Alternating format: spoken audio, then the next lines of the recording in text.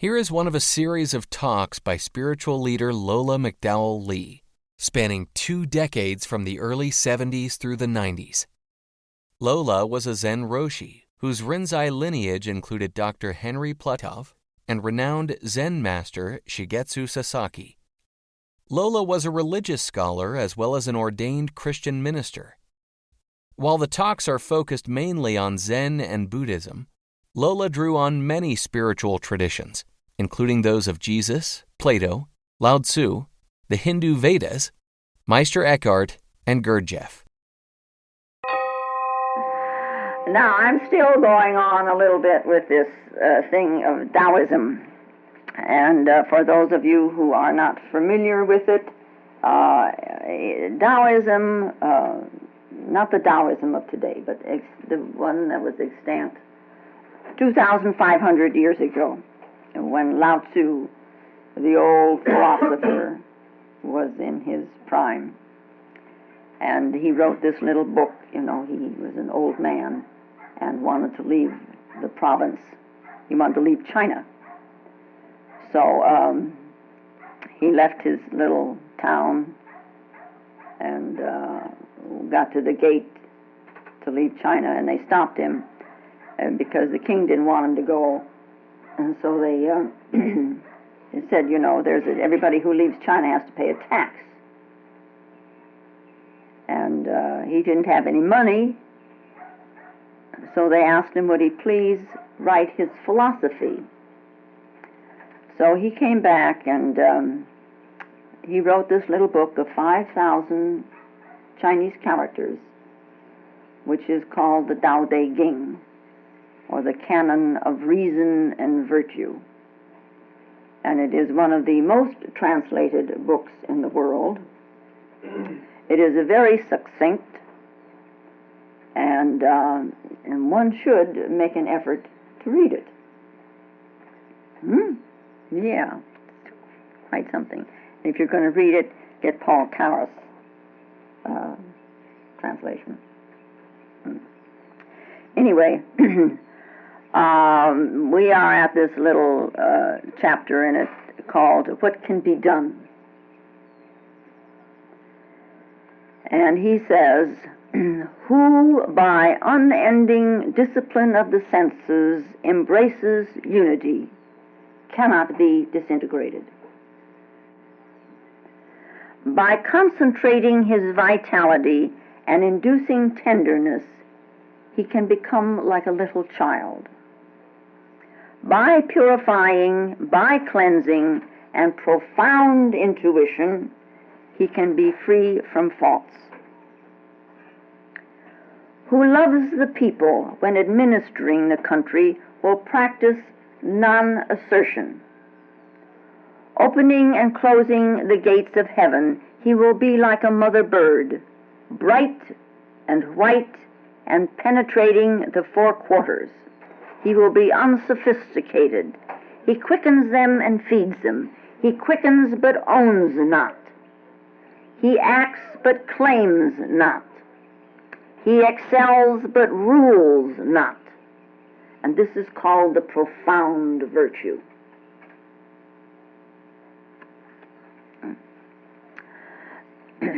Well, we did some of that last week and the week before on this one. Yeah? Now, a thoughtful person, the one who gives thought to himself and to his surround and to, and he sees himself in situations, and then he begins to look for reasons as to why something is happening to him, and for causes of this and causes for that, He finally comes to a very great question. What is the purpose of life?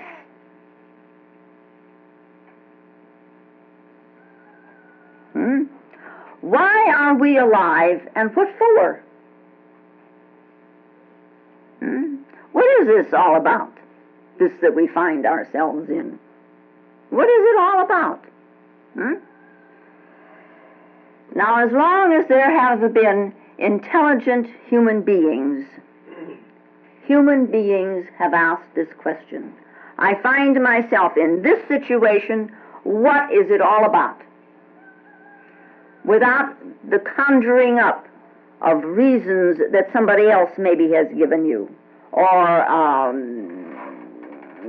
your fantasies is to try to make the situations come out all right, But the philosophies and the systems of religion are born in and around this particular question.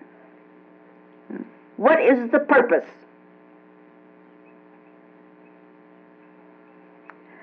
Well, we do think up a lot of answers.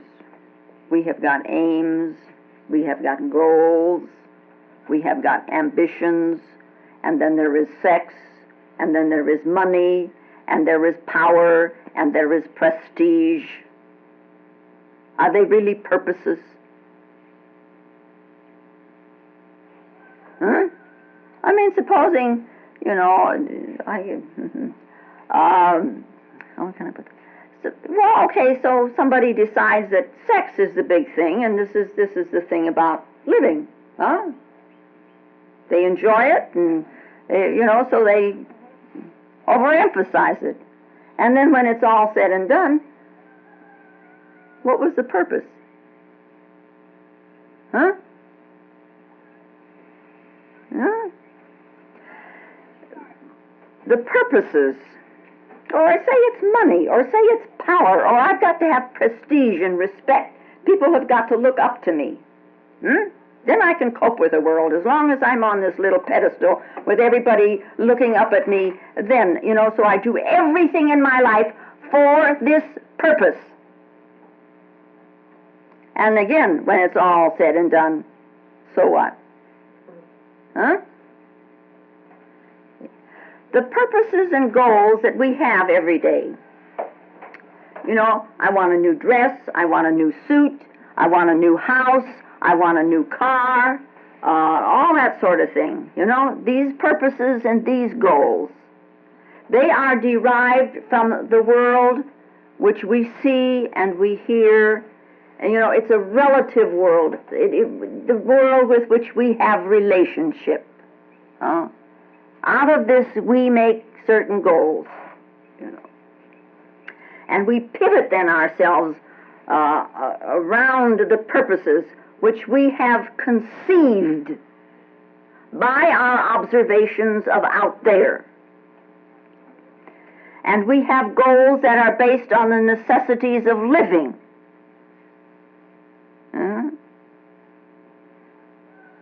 And these are necessary. Let's not fool ourselves, huh? See, on one hand, our goals and our purposes are necessary. How else are you going to eat? Or have a roof over your head? Or buy that new dress or that new suit? But along comes this old slant-eyed heathen Chinaman, and he says, he who lives with a purpose not only does not achieve his ends, but he also loses his life. And didn't Jesus say something very similar to that? 500 years later. But now this no purpose thing is very difficult for the mind to grasp. The thinking mind exists in goals, with goals. If for one day only, that's all you could do it, you decided that you would not center your mind on any goal. For one day, no goal. Yeah. What do you think would happen to your mind? Can you do it for 5 minutes even? No goal? Wow. See, so the thinking mind has a tremendous difficulty trying to grasp this no reward, no purpose. But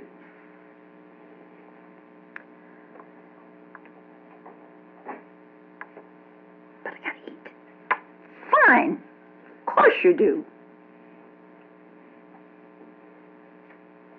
And there is a purpose in eating. It sustains the body. Without a body, then what do you got? I don't know. Anyway, I think, too, that we should remember to view the mind as if it had two aspects. There is this aspect of the relative phenomenal world, which is it's dualistic, it's competing, and it's opposing. And then there is the other aspect of the mind which has none of these. It doesn't compete. It doesn't oppose. It's not relative to anything. It's not dualistic. It's just mind. Mind. Mind. And because it has no thing in it, it is called empty mind, or sometimes no mind. But it is mind itself.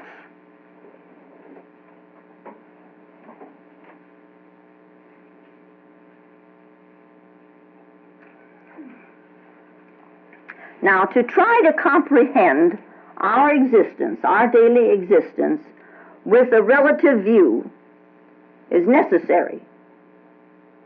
As I say, we must survive. And not only that, we can look at it as a kind of a training and a discipline. We're learning to cope with ourselves.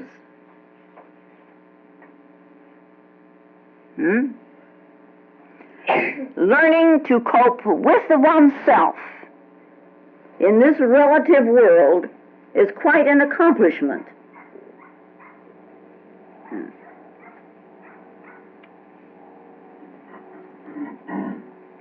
With our thinking mind, we come upon answers. We do arrive at answers. But if you will look, if you look at the answer, you look at the question, you look at the answer, and then you will see that whatever answer you have arrived at, it is not very long, and it brings up another question. And so the basic question, the fundamental question, has never really been answered. For instance, what I said a little while ago about your original face. Well, you can sit and figure that and figure that and figure that. And finally you come back, well, the face before my father, and the face before my grandfather, and the face before my great-grandfather, and the face before Adam and Eve. Oh, now I know, it's God. Do you really think you have an answer? No. That you're still thinking. When you are asked such a question, you must come and show that original face, to somehow present it so that it can be known by someone else who has seen that face also. No. And people, they ask questions like, oh, I wonder who created the earth? Well, one could say, A created the earth. Usually we say God created the earth, but this morning let's substitute, and we'll just say A created the earth. A. What is A? A created the earth. Well, then, if A created the earth, who created A? And you come to, well, maybe B, but well, B couldn't be, comes after A. So you begin to figure, and pretty soon you come to some kind of answer, and then after a while, well, who created that? And who created that? And on and on and on, back into yourself. But it's still the same question. I think it's symbolic logic that they have this, if the many return to the one, to what does the one return? Did I get that right? You okay? If the many, sometimes I want to get the zero in there someplace, which is not the answer. if the many return to the one, I mean the many have all come from the one, huh? One, whatever you want to call it. Many have come from the one. And so the many return to the one. To what does the one return? Mm-hmm. Well, anyway, what is the purpose of life? And in our daily living, every day, we come up with an assumption. There must be a purpose. Of why else am I here? There must be a purpose. We have just simply accepted this within ourselves. True or not? We have just accepted this. And we can say, well, my purpose is so-and-so. My purpose is to find God. My purpose is to bring up my children. My purpose is to get married and have children. My purpose is to get through school. You know? Dealing with careers and businesses and avocations. Then, of course, we have got aims. But we must remember it is part of the relative world. It's part of the phenomenal world. But in the noumenal world, what is the purpose?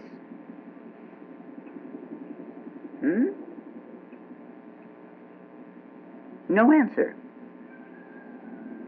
Yeah. And if you really sit with this and say no answer, and do it enough, you will find that no answer destroys the question. Then you're free.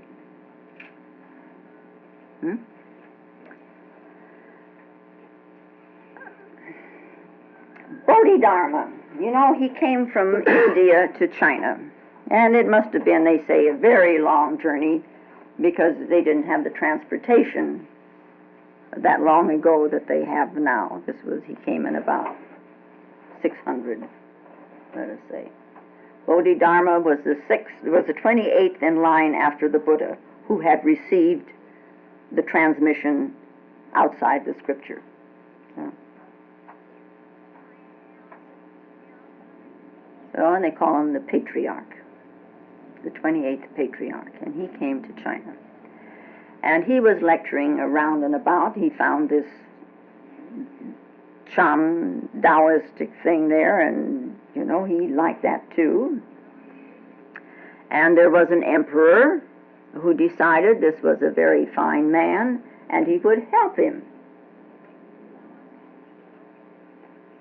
So he built temples for him.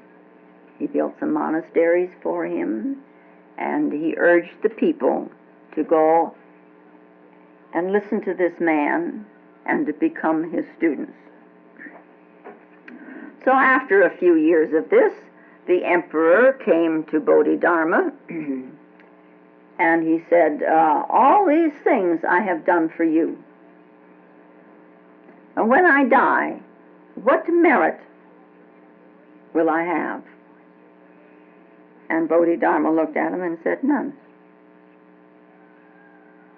No reward.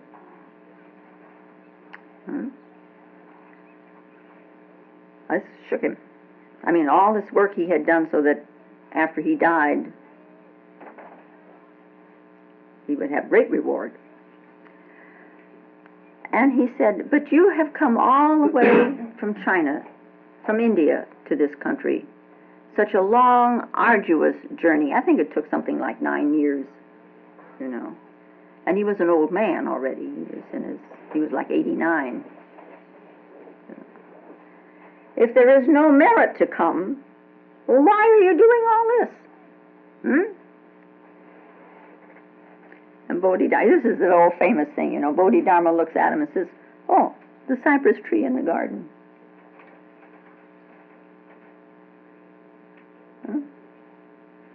And the emperor looked at him and he said, who are you anyway? You know, these silly answers. You know, who are you? Bodhidharma looks at him and says, I don't know. That's Bodhidharma Zen. Those three questions and answers should be known.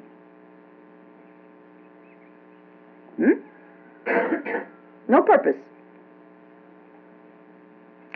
Now, no purpose And the way I am referring to it is a state of consciousness.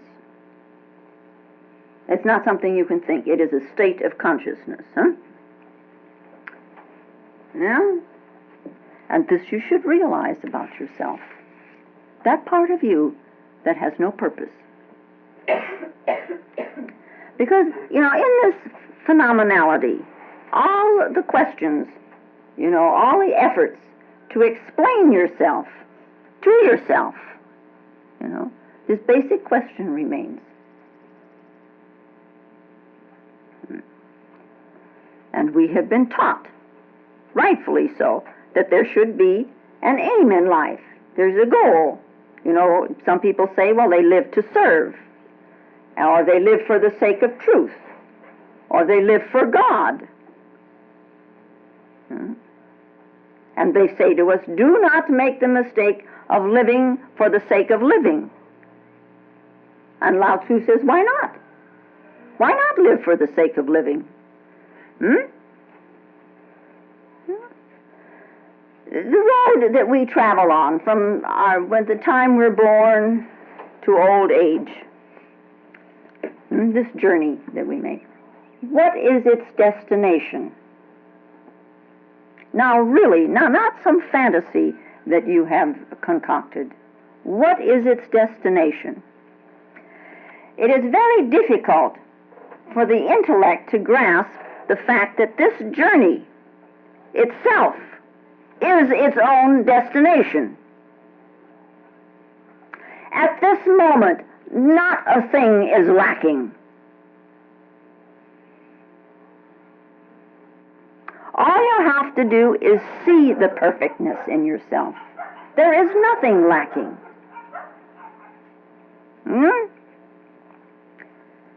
But when we don't realize ourselves, we create destinations.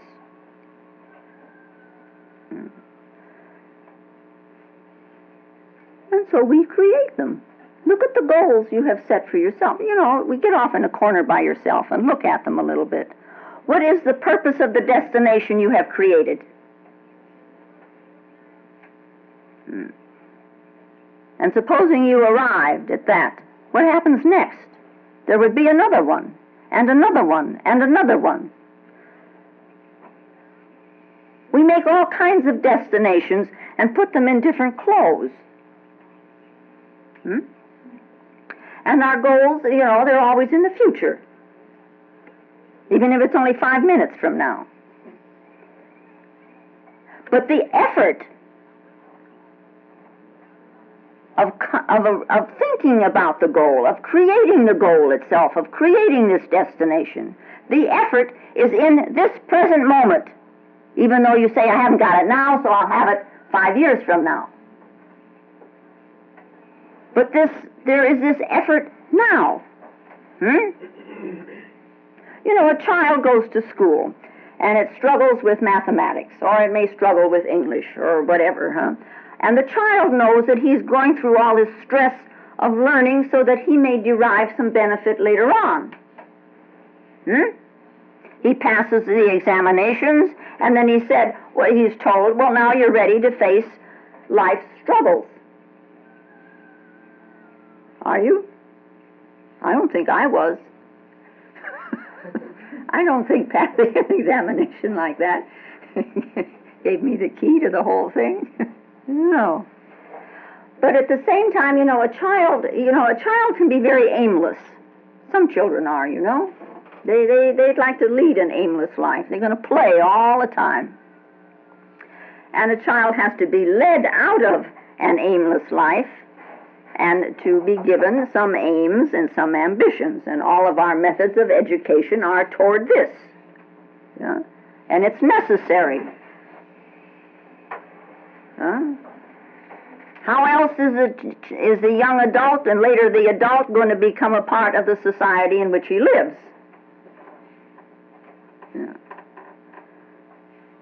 If he can't become a part of the society in which he lives, then he will fail in the struggle for survival of the fittest, which is, the law. The law meaning the way it operates, the way it functions. That's how society functions. And you're either with society or you're a dropout.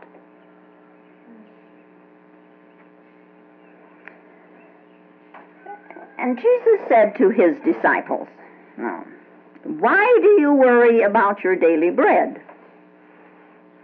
Look at the flowers. Look at the birds. They do not have the means, nor do they worry, and yet they are fed. Look at the lilies of the field.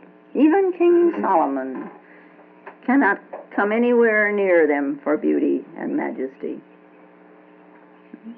And they just are themselves. I wonder what we would look like if we were just ourselves. Yeah.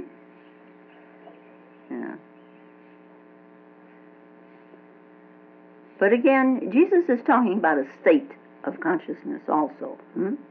Where there is no purpose, of just being.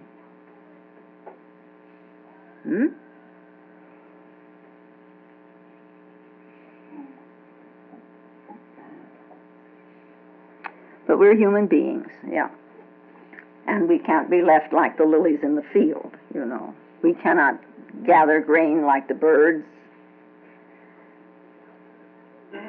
And we should remember that we have taken responsibility for ourselves. Adam and Eve did this for us a long time ago, when they made the choice to eat the apple. See? Free will. You're responsible.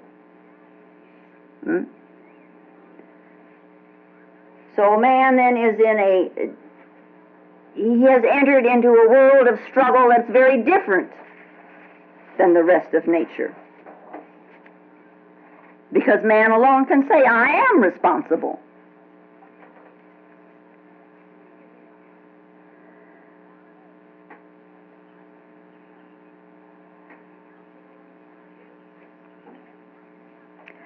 Somehow, if we look at ourselves, we know, way down deep inside, that we endow life with the aims and the goals, and that life itself. You know, but we try so hard to do this. We even give the purposes and things to dogs and cats, and to birds, and even to flowers. We say, well, they're doing this because, and we have a nice reason for it. You know. So society and the intellect aims, yes. But life itself, no. Each moment of life, each moment of life is an end in itself. Each now, in a continuum, you know, now. Now.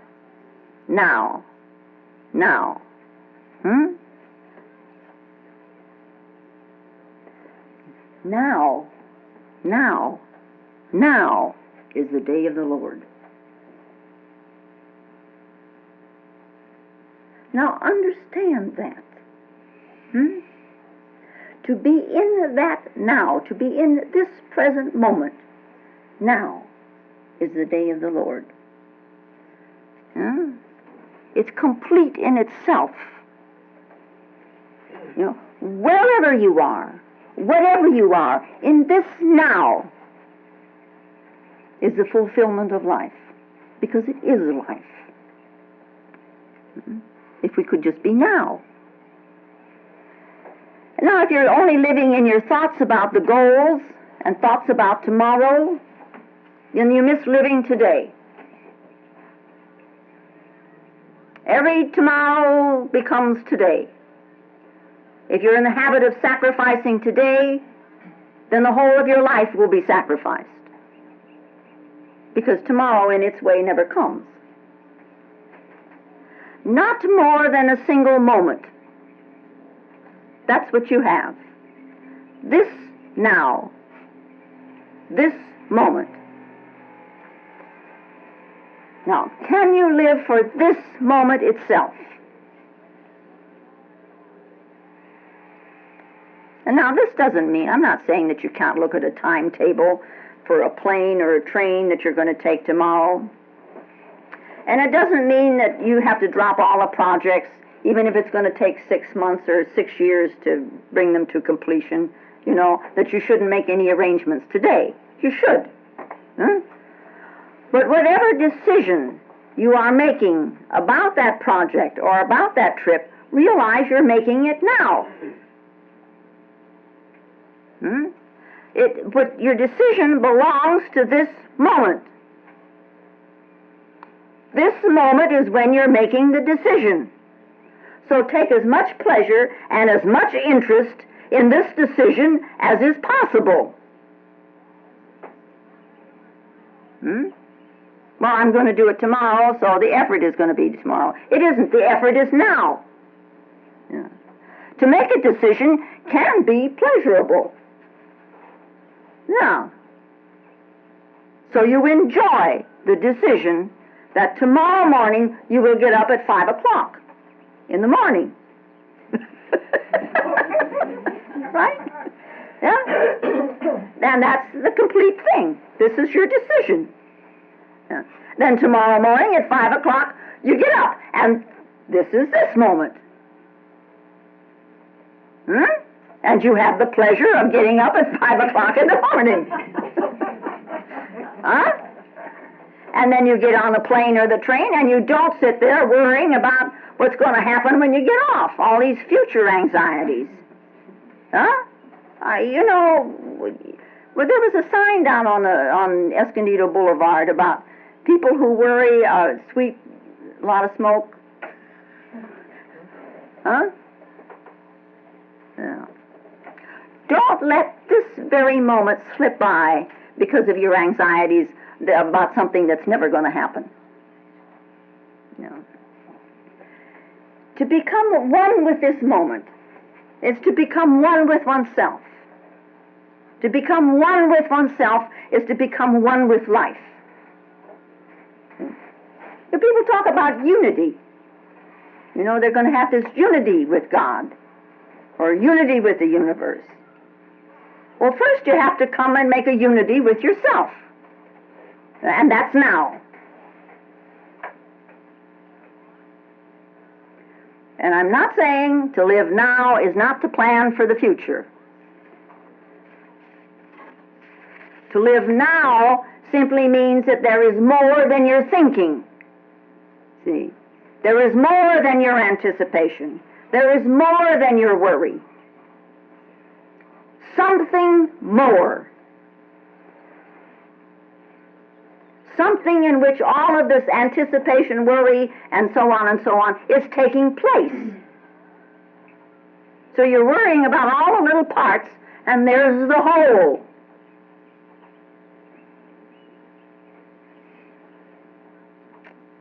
Well, anyway.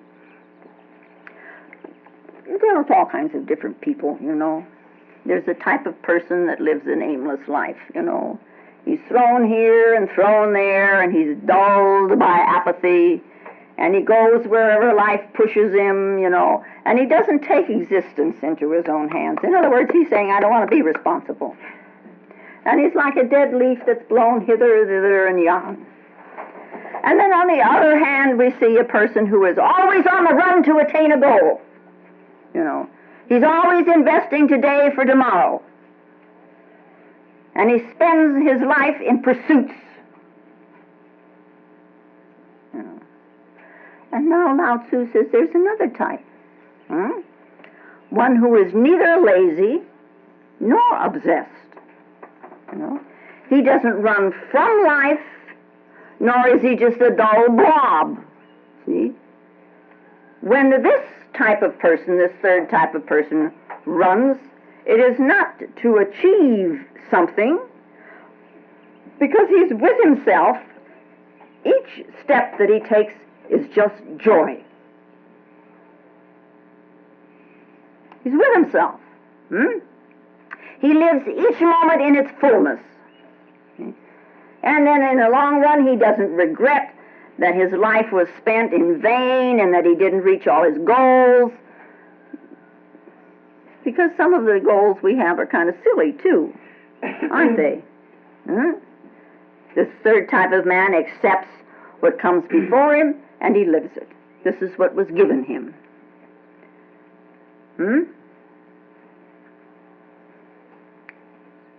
You know, today there's a fad. You know, people get up in the morning early and they go jogging or they go walking, you know.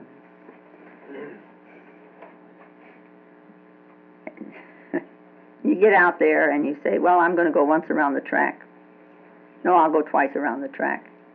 No, I'll go 3 times around the track. You know, you've got a goal right away.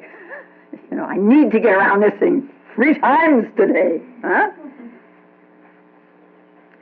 Not only that, I need to do it in such and such a manner, you know. I'll walk once and jog twice, you know. We set up all these goals, huh? Now, supposing you did it, you got out there and you walked as if you felt like walking, or you jogged if you felt like jogging, and when you didn't feel like jogging anymore, you walked. And if you didn't feel like that, you just went home again. You know, if you just walk for the sheer pleasure of walking, because you're walking with yourself and nothing in between, then your step is light and springy and you're really going around there, huh? Yeah. The very act of walking is enough. Now, the joy of this kind of walking, you know, that you experience in the morning like this, is very different. See, you go out and do this, and then you come home and you get a shower and comb your hair and make up or shave or whatever, and then you go to the office, and you park the car, and then you walk up the sidewalk to the door to the office. Very different kind of walk than you did early in the morning. Very different. Now I'm going to the office. Huh? You've got a purpose. Walking in the morning was just walking, and it was marvelous. Now I'm going to the office. Huh? There's a difference. See? And then you come home at night, and you feel, well, pretty good, you know. At least the task I set for myself today is completed, and I lasted out the day, you know. Now I'm home. Now what can I do? We look around for something else, huh? Which is very different than if there's something there that you're really interested in doing. Then you would just go and do that. Or maybe you're tired and you eat. Well, you eat hoping it'll get rid of your tiredness, you know, which is different than sitting down and saying, oh boy, look at this food, huh? This is great, I'm going to eat. And then you're with yourself when you eat. And that's quite an experience. Yeah, you know, we make a burden of so many things, huh? And life gets so heavy for us. Yeah. Somehow or another it gets to be just something to be gotten through, one way or another. And that's not the gift of life, is it? We change everything into a task, and we forget all about the play. You know, life is very dynamic energy, and there's play in it, there's joy in it, there's delight in it. Huh? The birds play. You watch them, they have a marvelous time. They come to our little pool and they bathe and they sit up in the tree and do this again and they go back in the moon, you know, and the cat sits there and looks at them, you know. She's playing too. Huh? But we even make our leisure a chore. Huh? You know, for instance, people play cards. Huh? Now, if there's no money involved, do you still enjoy the cards? Huh? And we turn love into an assignment. You know, I have my duties to do as a householder. Huh? Yeah. Can't you just enjoy it? Hmm? Can we be here now, where we actually are now? Hmm? Forever the mind rambles. Watch it. It's doing it right now. Huh? You know, and it's like, supposing you decided to go one day out, I'm going to really enjoy my leisure today, so you go to the river. And you're walking along the river, and all of a sudden, you become aware that somebody's drowning out there. What do? Well, you're going to save him. And finally, nobody else is around, you don't see anybody, so you jump in and save him. And the thought doesn't go through your mind as to saving him because it's your duty, or you don't think, is he the same religion I am? You know? Is he somebody pretentious, you know? No, you just go save. You do. And when you do it that way, just the doing, there's a joy in it. Yeah? But then we get him up on the bank and the man is safe, and all of a sudden we skip over this joy because his mind begins again, and we say, will he be grateful? Huh? Will it be in all the newspapers? Huh? How many people witnessed my performance? Huh? How we fool ourselves. Yeah. Now, just to act, did you really want a reward from him? Or did you just save him? Can you do just for the sake of doing without a reward? Yeah. To plunge yourself into your life, into your actions, just for the sake of the act. Yeah. Then you will know life. Because life itself is not a goal. It's living you. Don't make something else out of it.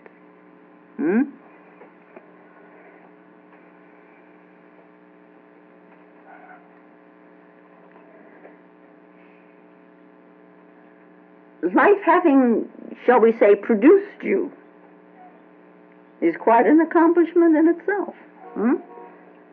What is there to achieve outside of that? You're going to make it a bigger life? No, you can improve your mind, improve your vocabulary, improve yourself so that you can understand some of this process, but make it a bigger life? This tremendous, invisible something that lives you. So the question really shouldn't be why, you know. It should be how. How shall I live this gift?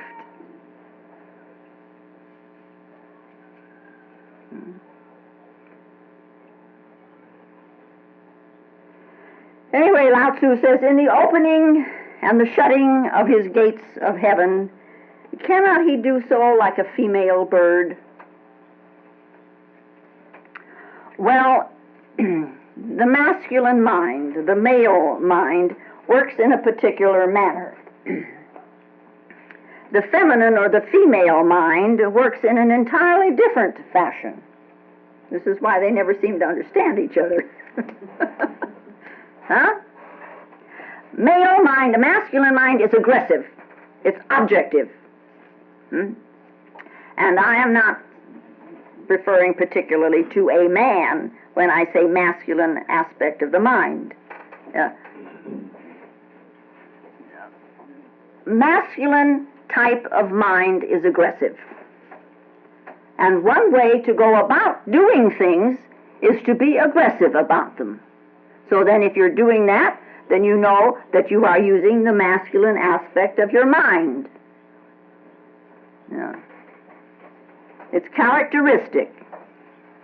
Now there is another type, the other aspect of the mind, psychological, speaking. That's not aggressive. It does things very patiently, and it waits, and it is non-aggressive. It is very receptive, and it is subjective. See? She accepts. That's a characteristic. These are natural attitudes, either the aggressiveness or the acceptance. And Lao Tzu says, become like a female bird. If you want to know this invisible that is holding you there. And in India, there was a Swami at one time who said there are two types of doors.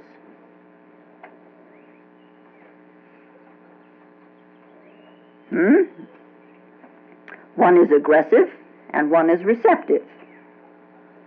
And I told you the story here some time ago about the man that went to the therapist so that he could relate his dreams to him. And one morning he got there and he told this therapist in the dream he had worked all night. He had struggled and worked all night pushing at this door. And he did everything he could, and this door wouldn't open. And he pushed and he pushed and he pushed at this door, because he knew that if he could get that door open, all of his hopes and his dreams would come true. So all night long he worked and he worked and he worked, pushing this door. And so the therapist said, well, now tell me something about this door that you were pushing. And the man said, well, it was an ordinary door. It was wood and it was stained, but it, wasn't painted, and had a little sign on it. And the therapist says, oh, what about the sign? Tell me something about the sign. Well, I didn't pay too much attention to it because I was so, I really wanted to push. He says, okay, in your mind you go back and look, what did the sign say? The sign said pull. Huh?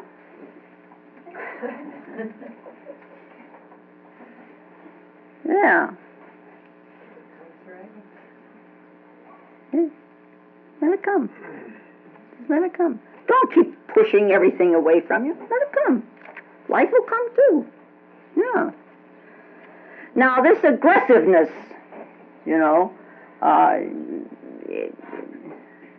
some women develop the use of it.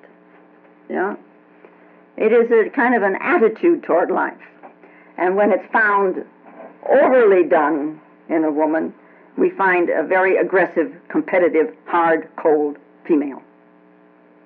You see them in business lots of times. And in the annals of analysis, it is called an anima-ridden female. She's got a conflict within herself that needs to be taken care of. Which is not to say we don't act both ways. A man can be very soft and receptive, and he should be. And there are times when a woman should be very objective. I mean, if your kids are doing something wrong, you're going to be aggressive and save them, aren't you? So what's wrong with it? Except, do not go overboard in either direction. So observe the way you act, how you are acting. And then Lao Tzu says, after observing, you let go. You just relax with yourself, and you let things happen. You don't have to be hasty, and don't be insistent on a particular type of result. There are things in the picture that you do not see. Yeah?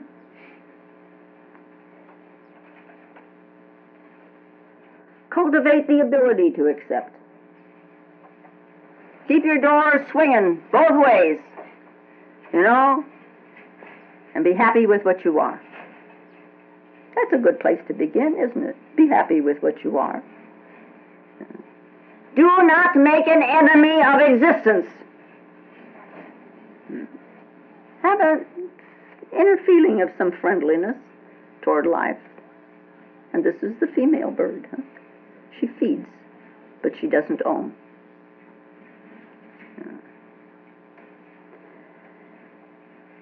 When true wisdom appears, is it necessary to keep the arrogance of wisdom?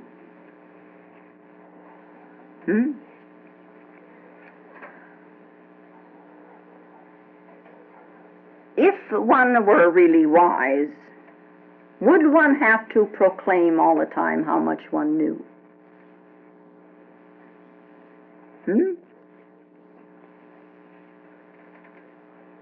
One can begin to know wisdom and can become aware that one's knowledge of it is only a handful of water from an infinite ocean that you can never grasp with your hand. The totality of it. You can be it, but you can't grasp it. There was a very famous sophist. He was a debater at one time, in the time of Socrates. You know, Socrates was our great educator. He was the one who always questioned. And in questioning, you know, educate means to draw out what is in you here. If you draw it out so that you can see it, draw it out and make it objective, you would know who you were. You would know what life is. Educate. And in our Western world, Socrates, they call him the father of education, because this was his method to question. And he always said, you know, I don't know anything, you know, and then so he would run around question. And he claimed that he was ignorant, so this gave him the right to question. If I don't know, I can certainly ask, can I? Sure. But people were very troubled with his behavior, because he did ask some very funny questions, like he would ask, what is life? You know. And they were afraid of meeting him on the street, because he might corner them, you know, and then the crowd would gather right away, because people would see, oh, Socrates has got somebody over there, let's go see what he's got to say, huh? And then all of a sudden, you know, it was very embarrassing, because, you know, as soon as you opened your mouth, then all of a sudden I knew that I didn't know as much as I was pretending to know. Yeah. If no one questions you ever, you just go happily about your business with all your illusions, huh? Just, yeah. And if somebody does question you, well, how come you know that, or how come you think you know that, or why do you think that, or how come you got that opinion? You know, if somebody does question you, we got trouble in River City. Right? Yes. Anyway, this man came to Socrates, and he said, there is nothing absolute in this world. Nothing is independent. Nothing is perfect in this world. Neither man, nor his doctrines, nor his truths. Now, this is the sophist speaking. So Socrates looked at him, and then he asked him, is your statement completely true?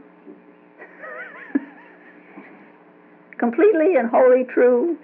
And, you know, this sophist who, you know, is really into this thing now with this argument, you know, and so he forgot, you know, himself a little bit, as one does when one is arguing, you know, and he didn't realize it. He got caught in his own words, and he says, this is wholly and totally true, what I say. See? So Socrates says, I have nothing more to say to you. I leave you to think about it for yourself. See? And, you know, it's a very funny thing. This sophist is not alone in the world. No. How often do we catch it? Are we really that knowledgeable about ourselves? No. You know, in asserting, this assertion, you know, this is the thing. This is the hook that we're hooked on. Huh? In asserting the completeness of anything, you know, in our aggressiveness, we forget that life is very mysterious. And it's full of wonder. And it's full of awe. This sophist, you know, he is saying, on one hand, no truth is perfect, and yet he is saying, what he is saying is wholly true. You know. And we take a stance, and we assert that this is something, and so on, and we forget about the opposite side of it, you know. Truth can only be that which encompasses both sides of the coin.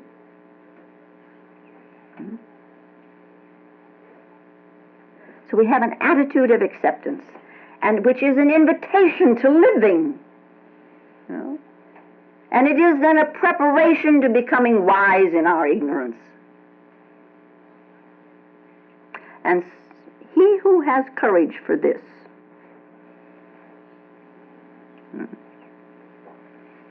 does attain the ultimate of life. Life itself is its ultimate, And the whole treasure of the mystery is always open to him.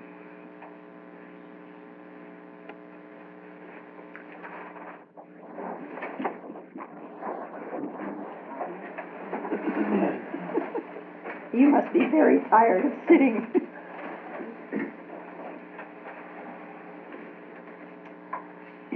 And now, may the peace and the power that passeth all understanding hold us and keep us in the love of the Christed consciousness while we are seemingly separate one from another.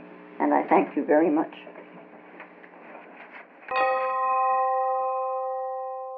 If you find Lola's talks valuable, more will be posted in weeks to come.